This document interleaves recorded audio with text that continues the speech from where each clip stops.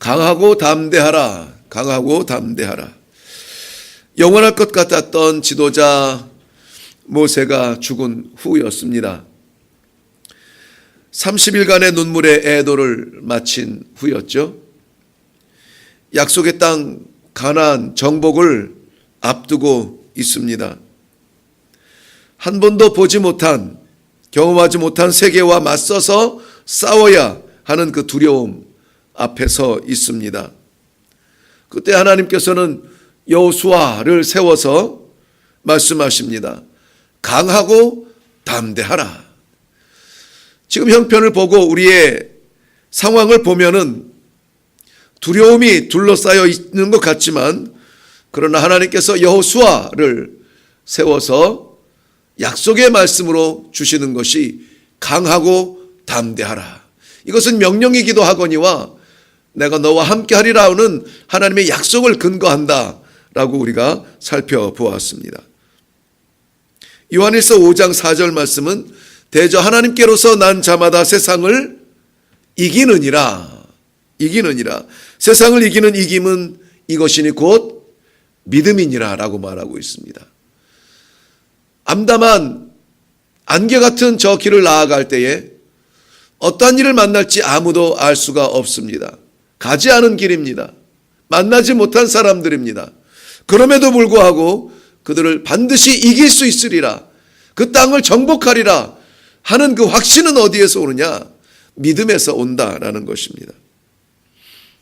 오늘 이야기는 우리가 잘 아는 대로 기생 라합에 대한 이야기입니다.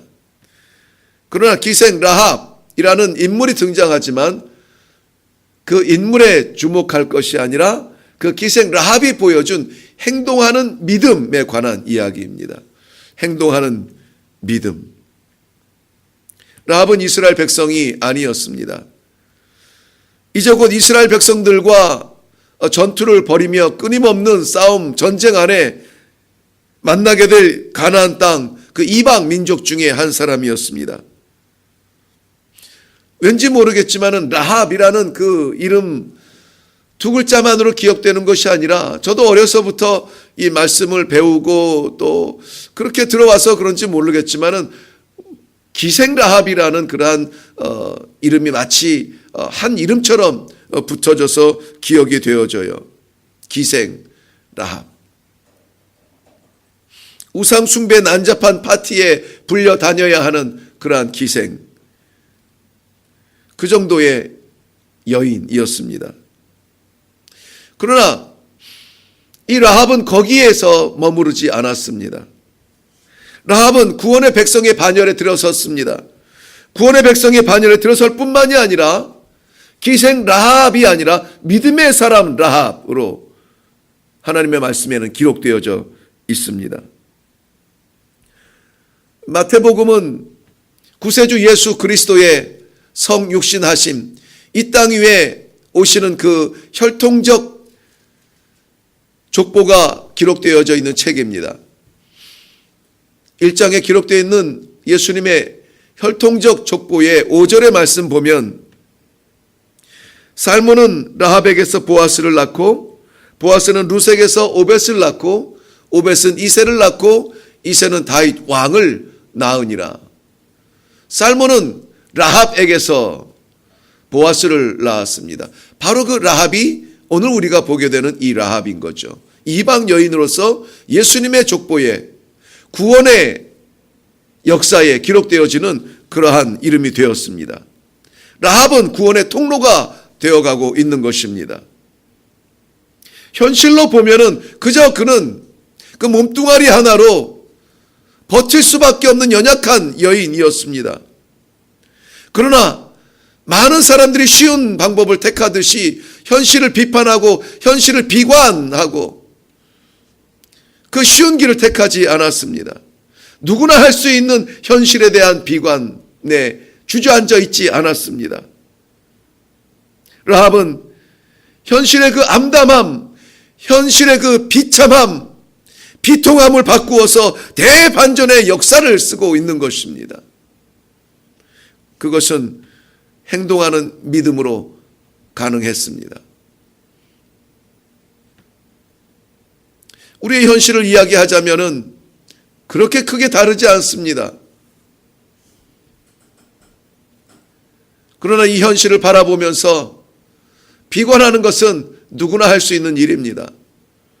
그런데 이 현실을 바꾸어서 오히려 믿음을 선포하고 오히려 생명을 나눌 수 있는 대반전의 역사를 쓸 수 있는 것, 그것이 믿음의 힘입니다. 오늘 9절 말씀 보면 9절 이후에 계속되는 말씀인데요, 라합의 고백입니다. 여호와께서 이 땅을 너희에게 주신 줄을 내가 아노라. 애굽에서 그가 너희를 어떻게 건지셨는지, 어떻게 홍해를 가르고 홍해를 건너게 하셨는지, 어떻게 아모리 족속과의 전쟁에서 승리를 이루게 하셨는지, 여호와가 너희를 어떻게 붙들고 계시는지 내가 아노라. 아니, 우리가 다 아노라. 그래서 백성들의 마음이 간담이 녹았다라고 말하고 있습니다. 라합은 지금 이 정탐꾼 두 명을 바라보면서 정탐꾼을 보는 것이 아니라 그들의 배경이 되는 여호와 하나님을 바라보고 있는 것입니다. 정탐꾼이 두려운 것이 아니라, 이 백성이 두려운 것이 아니라 이들을 붙들고 있는 하나님을 바라보며 우리가 간담이 녹았다는 것이에요. 세상을 녹일 수 있는 그 살아계신 하나님이 우리와 함께 계심을 우리는 확실히 믿고 계십니까? 어떠한 환경과 어떠한 두려움과 어떠한 절벽 앞에서도 강하고 담대하게 가슴을 펼 수 있는 그런 믿음이 우리에게 있습니까? 우리는 세상을 녹이고 있습니까? 우리는 이웃들을 녹이고 있습니까? 아니면은 세상이 우리를 향하여서 그들의 간담이 녹을지언정 오히려 우리를 바라보면서 믿는 사람이 왜 그래? 믿음이 있는가?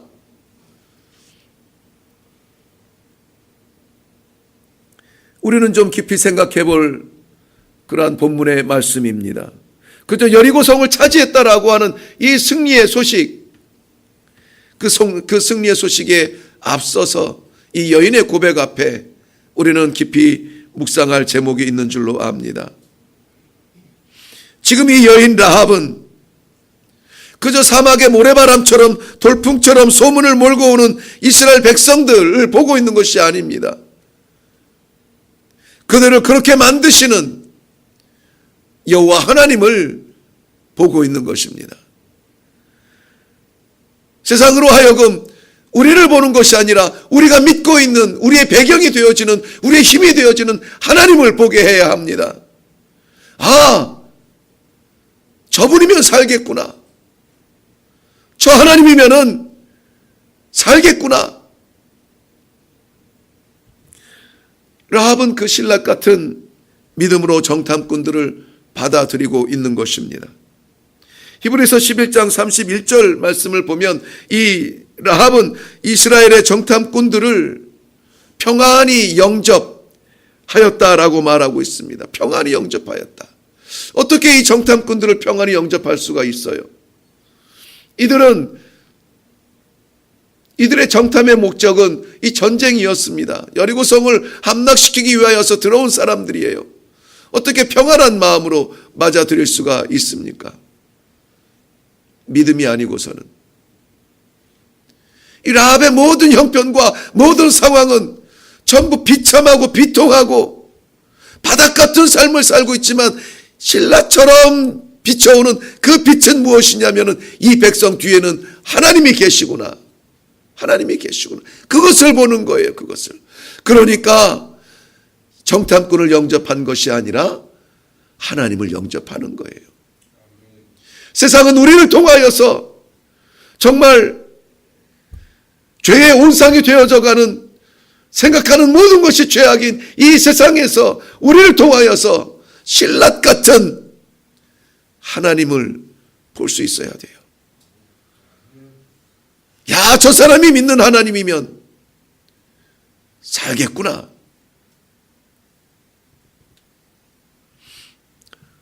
그것은 신라 같지만 확실한 빛이었습니다. 적군의 정탐꾼을 환영한다라고 하는 것은 쉬운 일이 아니었어요. 목숨 건 행동이었습니다. 생명을 거는 행동이었습니다. 그렇게도 우리가 외치고 있는 믿음의 길을 위하여서 그 좁은 길을 주님 가셨다면 나도, 그 좁은 문을 주님이 여셨다면 내가 들어가겠습니다. 걷겠습니다. 우리도 쉽게 하지 못하는 이 고백을 이 이방 여인 라합은 행동하고 있는 것입니다. 그야말로 살아있는 믿음이죠. 살아있는 믿음. 믿음은 이념이나 사상이나 이 글 속에 갇혀져 있는 자판이 아니에요. 믿음은 살아있습니다. 믿음은 살립니다. 믿음은 생명이에요. 야고보서 2장 14절 말씀에는 내 형제들아 만일 사람이 믿음이 있노라 하고 행함이 없으면 무슨 유익이 있겠느냐? 무슨 유익이 있겠느냐? 그 믿음이 능히 자기를 구원하겠느냐? 믿음에 대해서 이야기해 주고 있습니다. 그런데 그 행동하는 믿음을 야고보서 2장 25절에 넘어가면은 라합을 등장시킵니다. 이와 같이 기생 라합은 사자들을 영접하여 다른 길로 나아가게 할 때에 행함으로 의롭다 하심을 입었느니라. 기생 라합은 의로운 사람이 되었습니다. 그는 역사에 기생 라합으로 등장하였지만 의로운 믿음의 사람 라합으로 기록에 남겨져 있다는 것입니다. 야고보서 2장 25절에 말한 기생 라합, 정확하게 그 기생이라는 말은 창녀라는 말이었어요. 창녀 라합으로 등장하지만 믿음의 사람 의인 라합으로 기록되어집니다. 우리의 삶의 다양한 모습은 달라요. 어떤 모양으로 살아가는지. 그러나 분명한 것은 하나님의 역사책에는 믿음의 사람, 믿음의 사람, 의인으로 기록되어지기를 바랍니다. 그리고 바로 그 말씀 뒤에 이어서 우리가 너무나 잘 알고 있는 믿음의 대선포, 대선언이 나오죠. 영혼 없는 몸이 죽은 것 같이 행함이 없는 믿음은 죽은 것이니라. 우리가 너무나 잘 아는 이 행함 없는 믿음에 대한 경고의 말씀이 바로 이 라합의 믿음 선포 뒤에 나오고 있다는 것입니다. 사랑하는 성도 여러분, 오늘 우리의 하루를 살아가는 기회를 하나님이 주셨습니다. 무엇으로 시작해야 될지 우리는 알지 못했습니다. 그런데 이제는 분명합니다. 분명해요.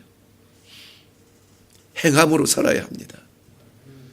믿음으로 사는 것은 이미 우리 안에 믿음이 되어져 있어요. 믿음이 있어요. 선물처럼 주신 이 믿음이 우리 안에 있어요. 그러나 이것을 간직한 것도 귀하지만 이제는 행동으로 나타나야 됩니다. 행동하는 믿음, 목숨 건 믿음, 그 믿음이 라합뿐만이 아니라 라합의 부모뿐만이 아니라 그 형제 자매까지 구원했다는 이 역사적 사실을 우리가 믿는다면 우리는 행동해야 됩니다. 나가야 됩니다. 손을 내밀어야 됩니다. 잡아야 됩니다.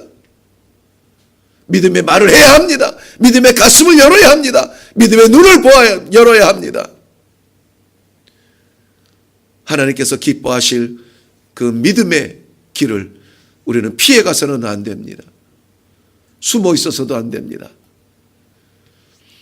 하나님께서 우리 마음에 허락하여 주시는 그 믿음의 결단들을 반드시 오늘 우리 삶 가운데 행동함으로 말미암아 우리의 행동하는 믿음이 우리를 살리고 우리의 가족을 살리고 우리의 교회를 살리고 하나님께서 기뻐하시는 족적을 남기는 복된 하루가 되시기를 주님의 이름으로 축원합니다. 기도하겠습니다. 살아계신 아버지 은혜를 감사합니다. 말구유같이 거친 우리의 가슴에 예수 그리스도 생명의 주요 주님을 믿습니다. 그 믿음을 간직하여 주신 것 감사합니다.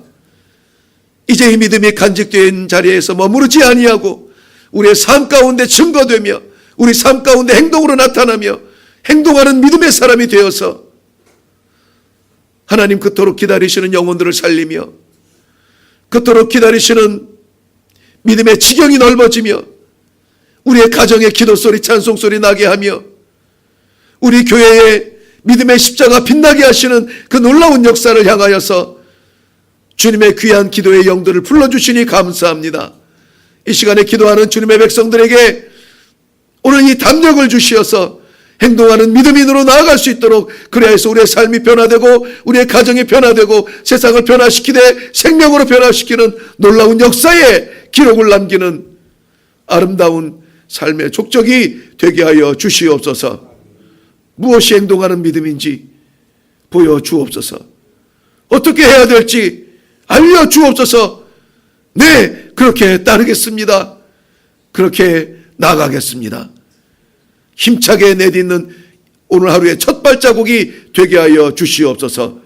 감사드리옵고 예수님의 이름으로 기도하옵나이다. 아멘. 아멘. 오늘 우리가 살아야 될